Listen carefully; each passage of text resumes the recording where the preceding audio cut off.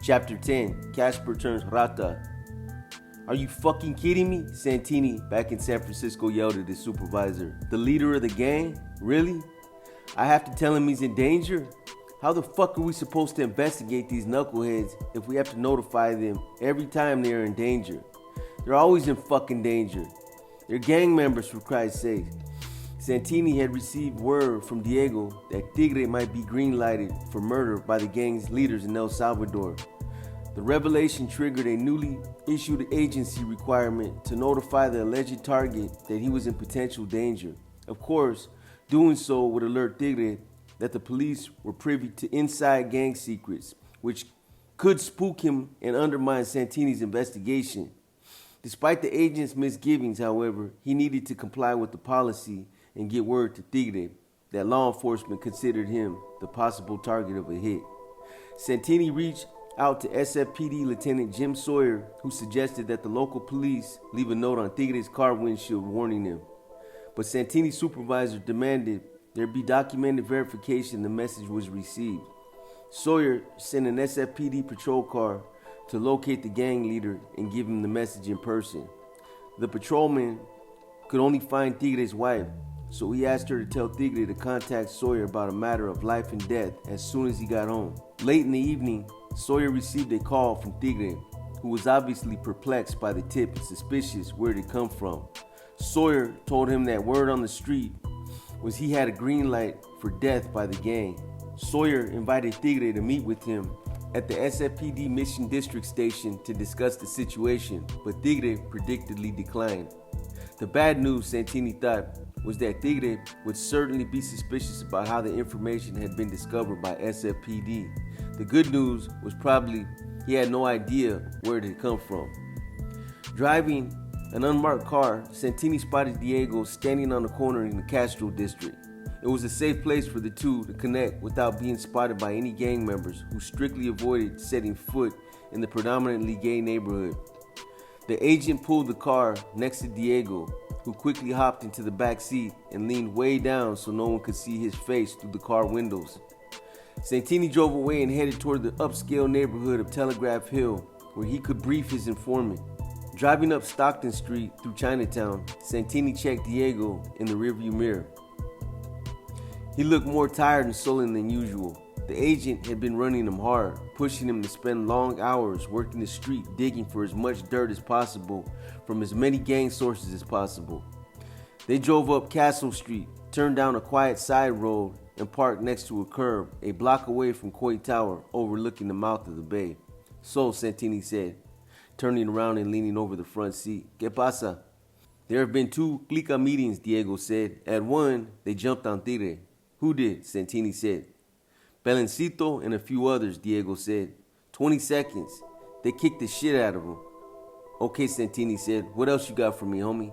Spanky says he and Droops made some hits on some norteños with guns and clubs. Where? Santini said. One on Geneva Street, Diego said. Okay, Santini said. Where else? I don't remember any other names, Diego said. You don't remember? Come on, man. Santini said. Think. Diego struggled for a moment to remember the other street names where Spanky had mentioned making hits on norteños, but it was no use. He shook his head. He was new to San Francisco himself and still learning the lay of the land. Keeping track of all the place names was still an extra challenge for the Honduran, who spoke only rudimentary English. Okay, what else, Santini said. Casper led the last meeting. The homies were asking him where Tigre was and if the big homies put a green light on him. And, Santini said, Casper said he didn't know about it, Diego said. What else, Santini said. Popeye said he knows about 20 guys in South San Francisco who want to jump into 20th. Casper said they would jump in, some of them, soon. Diego gazed out the window at the bay and Santini observed his tired profile. He was a tough dude, but the grind and tension of his rat role inside the gang while holding down a job as a dishwasher was definitely wearing him down. His shoulders were slumped and fatigue lines creased around the corner of his eyes. He looked as if he would fall asleep any minute right there in the back seat of the car. You okay, man? Santini said. Diego turned to face him. Everything costs so much here, he said. What do you mean? Santini said. What does? Everything, Diego said, his voice rising in pitch. Diapers, food, clothes, all the things for a baby. I cannot afford to pay for it all. This was not a condition that Santini liked to see his informant in. He needed Diego thinking clearly, with his mental faculty sharp. The work was too dangerous if he was emotionally frayed. The two men were about the same age, but their lives were very different. When they went their separate ways after their regular clandestine meetings, one went to a nice office or furnished apartment, maybe a good meal with a date or some friends at one of the city's innumerable fine eateries. The other man went to work in the kitchen, scraping plates, loading dishwasher racks, and scrubbing pans, then home to a young wife and an infant who relied on him to put food on the table. Then back out to hang with the homies late into the night, playing the chess game of survival on the streets, while gathering and recording useful information that would keep his control agent, Santini, satisfied. The other homies have nice cars, nice clothes, Diego said. They are making good money with the drugs and stealing cars. I have this. He pinched the front of his shirt, a stained, threadbare polo his wife bought at Goodwill, and looked away in disgust. Santini thought about his own dresser and closet at home, full of practically brand new clothes, things he'd worn only once or twice. The two men were, coincidentally, about the same size. He resolved to throw some clothes in a bag and give them to Diego the next time they met. Listen, man, Santini said, hang in there. We'll get you taken care of. Just be cool, okay? I know things will get easier for you. Diego looked skeptical. You all right? Santini said. You with me? Si, Diego said. But the agent wasn't convinced. I'll call you tomorrow, he said. I need you to stick with it. Si, Diego repeated in the same detached voice. They drove back to the Castro district with the informant slumped down in the back seat, just the top of his head visible at street level through the window on the side of the car. Santini pulled out near the BART station at Mission and 16th, and Diego hopped out. On the sidewalk, he instinctively darted glances over both shoulders before blending back into the crowd and heading for the escalator down to the subway. With an uneasy feeling, the agent watched his informant, 1301, vanish into the hustle and bustle of San Francisco. He wondered how long Diego, now several months into his undercover role, would be able to effectively maintain his balance. Signs he was starting to crack had begun to emerge, but for the sake of his investigation, Santini was unwilling to accept Diego had reached anywhere near the end of his usefulness. Too much was riding on the Honduran's ability to continue acting as a rat burrowed deep inside 20th Street.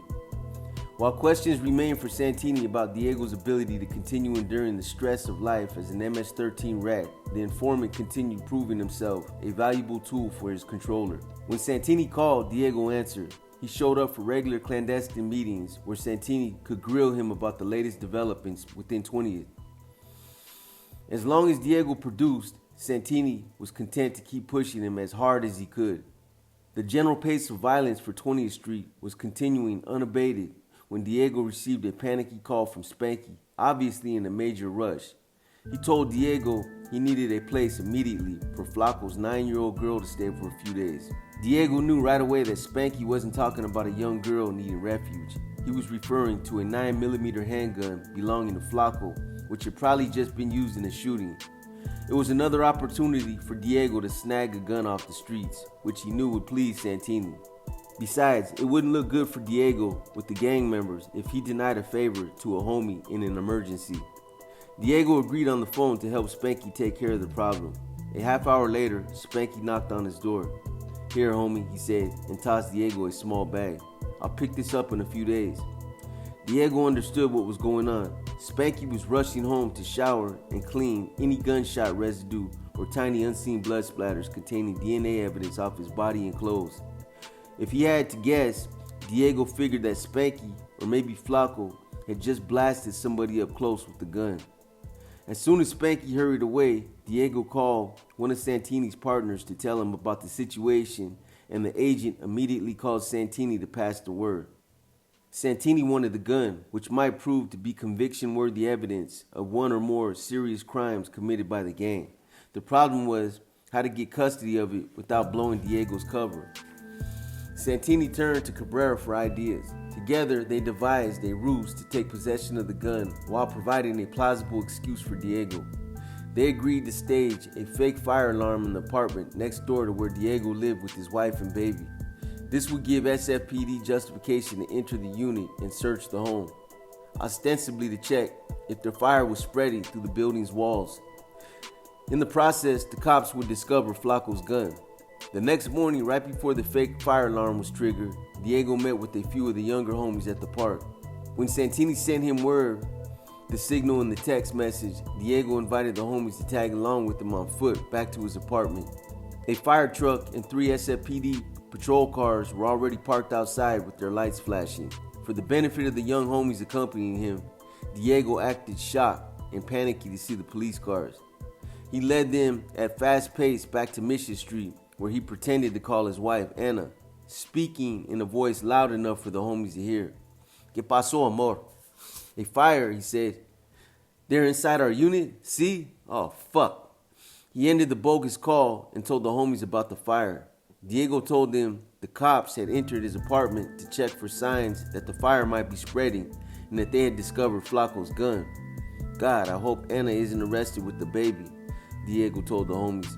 For the rest of the day, he delivered and sustained an Oscar-winning performance playing the freaked-out husband, father, and gang member who had just had a hot gun seized from his apartment by the cops. The young homies bought his act, and Diego knew they would relay his concocted cover story back to the rest of the clica. Essentially, they would serve as alibi witnesses for him with anyone who might question how the gang's gun had been seized. Earlier that same morning, before the staged scene was played out, Santini and his partner took custody of the gun from Diego. It was a black 9mm semi-automatic pistol with a clip containing 4 rounds. The barrel was dirty, indicating it had been fired recently. A day after seizing the gun, Santini received a call from a rookie FBI agent in San Francisco who was working on the Bureau's team focusing on gangs in the city.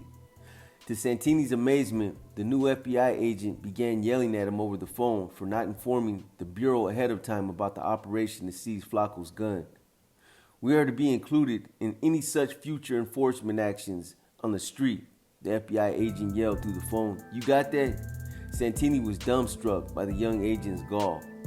He knew the guy only had a few months' experience on the job, yet he had the temerity to take a condescending, authoritative tone with Santini about an operation involving Diego, his informant, to get a gun off the streets. "If you ever talk to me like that again," Santini started to yell back. Then he checked himself. "This is an HSI-led investigation," he said. "The Bureau has to play by our rules. You got that?" With that, he slammed down the phone, thoroughly pissed. In a weird way, it felt encouraging to Santini that the FBI was so keenly interested in keeping every step of his investigation's progress. They were obviously falling over themselves and tapping their connections with SFPD to keep extremely close track of his investigation, eager to horn in on his work and grab any glory he suspected. In any case, with his primary informant showing signs of mission fatigue, Santini knew his investigation was in danger of a potentially game-killing setback. The agent knew that there was no guarantee Diego would continue coming through for him. He needed new sources inside the gang, but who? Seated at an interview table in jail, Edwin Zavala, aka Casper, appeared anxious to Santini, like a man who might be ready to crack. He rambled disconnectedly through his life story as if he were high on weed, which Santini suspected he actually was. He said he came to the United States when he was 14 years old. Upon arrival, he scored too well on an English test to go to newcomer school for recently arrived immigrants in San Francisco. Instead, he went straight to Mission High, where he immediately encountered Norteños, who quickly categorized him as an MS-13 because he had an El Salvador flag patched on his backpack. Casper's brother, Freddie Zavala, aka Snoopy, now a big homie, joined the clique first. Casper and Snoopy passed the Mission playground daily on the way to the school. Casper attempted to steer clear of the gang until about 4 months after Snoopy joined. With regular contact with MS-13 members playing soccer at the little park, it was a foregone conclusion that he would soon be jumped in. Casper told Santini he began running with the crew and doing work with them. He remembers slamming a boombox into the heads of some paisas drinking in the area of the Cinco de Mayo parade in the city. He maintained a relatively low profile in the gang until his brother Snoopy was deported and put in prison in El Salvador. Then Snoopy pushed the gang to respect Casper as his representative and a senior member. Now, busted for illegal possession of a 9mm, Casper knew he was up against the wall, facing deportation back to El Salvador. He didn't want to go. He had spent his entire adolescence in San Francisco and became well Americanized. He liked the quality of life here and had started a family, even though it had broken up. If Casper was sent back to a ghetto in El Salvador, he feared he might never see his young daughter again. "Look, you have a real opportunity here to get out of this life," Santini told Casper. Here came the pitch. Santini made it numerous times by now. In one hand, he held the ICE's big hammer, the threat of deportation. In the other hand, he held out the carrots of government money and protection from gang retribution, including the possibility of entering the witness protection program and creating an entirely new identity and life in America. "Hey, you said yourself that you want a better life for your baby, right?" Santini said. "You don't know La Mara," Casper said. "They can find you anytime, anywhere. They are that strong." "Look, homie, there's always risk," Santini said. "But with risk comes reward. I can't sit here and promise this will end well, but I can tell you that the government will do its best to protect you. It might be a long, hard road, but imagine when it's all over years from now. You're alive, you're free of the life, and you're protected."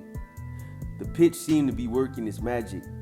Casper seemed enchanted by the idea of a future life free from the gang and constantly looking over his shoulder.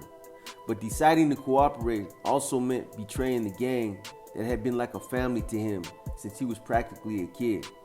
It included his own brother and Tigre, who had taken Casper under his wing after Snoopy left San Francisco. "One day, you and me will sit here and have a plate of carne asada together," Santini said, laying it on thick. "We'll sit and think back on this day. It will be in the past. And once you paid your dues for the bad that you've done, you'll be free, homie. Free of the life and free to be a normal dad and husband. You can do this, homie. I can see it in you." Casper thought about it. "Okay, let's give it a shot," he said. Santini could barely believe what he was hearing, that Casper was flipping so easily. It seemed that the threat of deportation was a heavier hammer than the threat of time in the state can. A homie would rather marinate in a local jail for several months than be shipped back to El Salvador to face police, vigilante militias, or rival gangs. If Casper stuck to his decision to sign on with Santini's investigation, one that he had arrived at in a matter of just half an hour or so, the undercover operation would now have his existing productive informant in the middle rungs of the gang, Diego, and another one in a long way in nailing Tigre, as well as maybe even some of the big homies in El Salvador, Santini hoped. This was potentially a big breakthrough for the Devil's Horns investigation. Within days of Casper agreeing to cooperate, the local FBI team investigating MS-13 learned about it. They immediately approached Santini and requested HSI turn Casper over to them to control as an informant. At first, Santini thought he should comply with the FBI's request as a token of professional cooperation, but his supervisor at HSI quickly quashed the idea. "Hell no," was his investigator's Hell no, was his supervisor's response. Santini was relieved. Finally, someone in HSI's management was pushing back against the Bureau's poaching of pre-vetted informants, all wrapped up with the bow and ready to sign. SFPD had turned over Dreamer to the FBI, but Casper, a far better positioned member of 20th Street with direct ties to the big homies, would remain under Santini's control. He knew this particular interagency battle was won, but the constant war to claim glory for Operation Devil Horns was far from over.